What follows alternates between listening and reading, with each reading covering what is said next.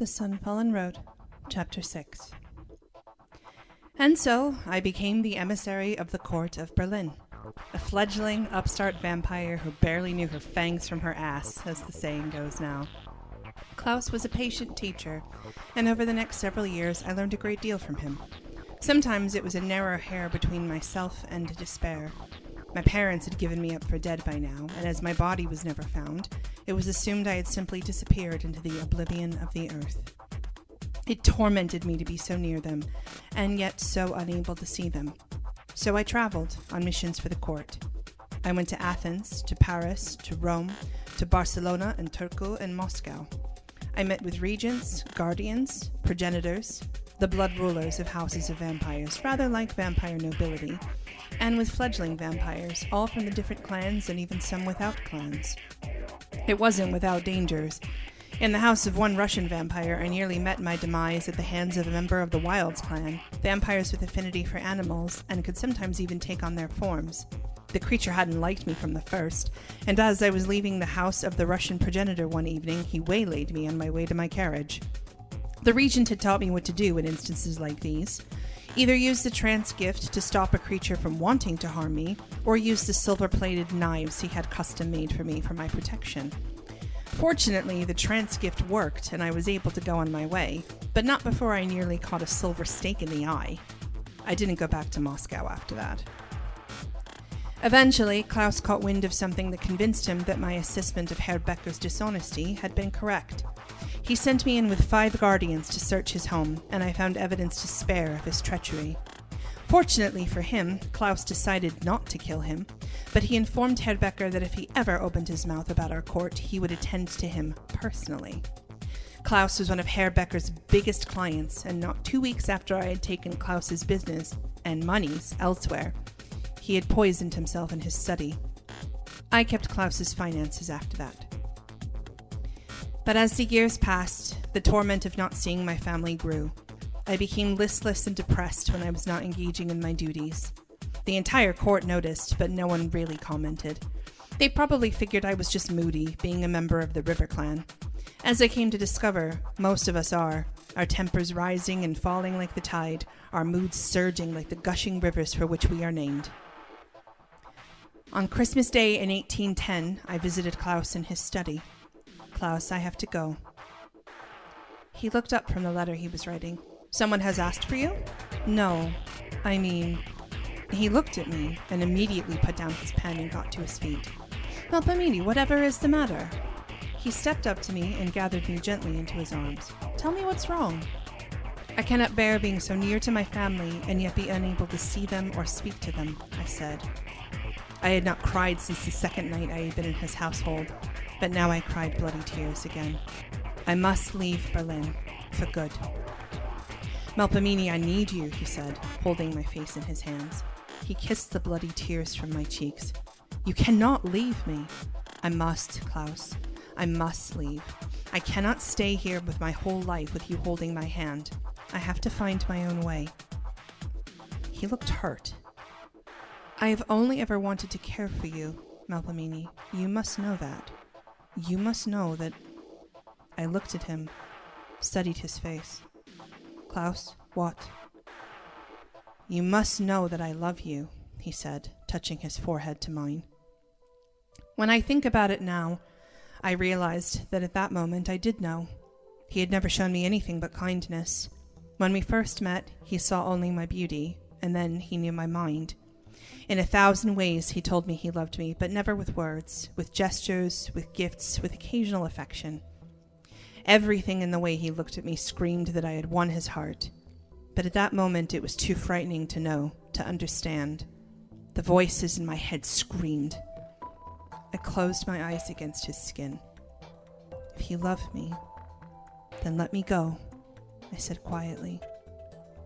He drew back from me, and I could see how sad he was, how hurt. His love fought with his pride and with his desire for me to be happy. He released me and sat down. Where will you go?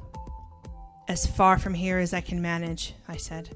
But either way, I must go. He sighed.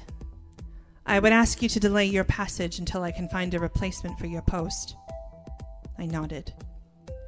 I know of an available post in the United States for the Regent of New York City, he said.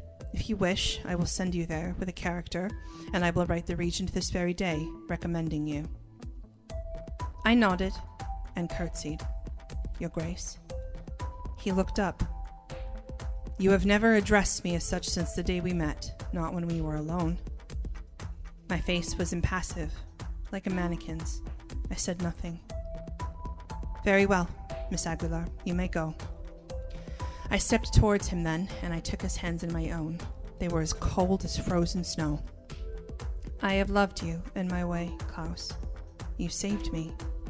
And you saved me, he said quietly, kissing my forehead. But I would have you stay. I wouldn't know how to live without you. I shook my head. I cannot, Klaus.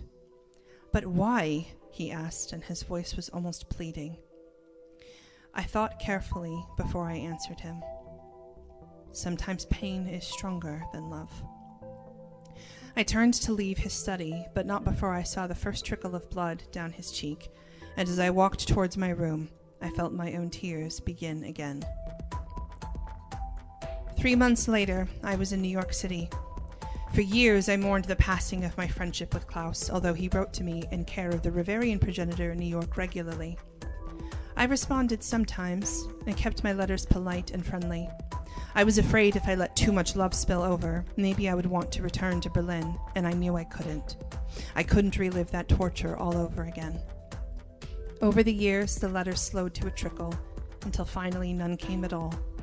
I hoped it was for the best. He had been in love with me, perhaps more than I knew, and it was best for him to move on. I passed decades in New York City, making many acquaintances, but few friends. The vampires of New York were even harder than the ones of Berlin, constantly competing with one another for the attention of their elders, and particularly for the favor of the regent. I couldn't have cared less. I did the work, and the work spoke for itself. Regents the world over knew my name, and I didn't care. I looked at the world, and I saw only emptiness. I only went on living. Unliving? Because I simply did not have it in me to take my own life.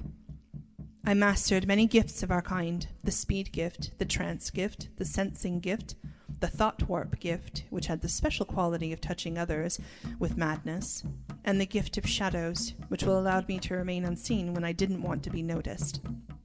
The speed and sensing gifts served me well as an emissary.